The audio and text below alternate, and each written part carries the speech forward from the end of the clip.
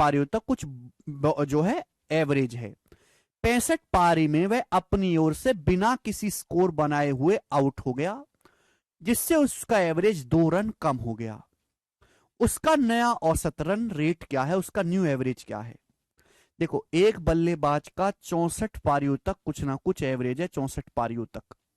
लेकिन जैसे ही 65वीं पारी आई, 65वीं पारी में उसने बनाए 0 रन।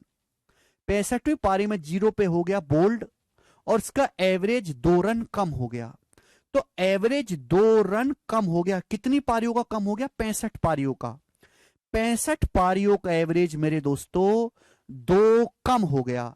यानी कि उसने एवरेज से कितने रन कम बनाए हैं? 130। उसने एवरेज से 130 रन कम बनाए।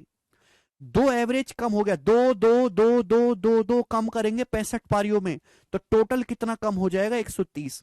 यानी कि उसने एवरेज से 130 नंबर 130 रन कम बनाया। उसने रन कितने बनाए? 0। तो 65 पारियों तक 64 पारियों तक उसका जो एवरेज है वो 130 रहा होगा।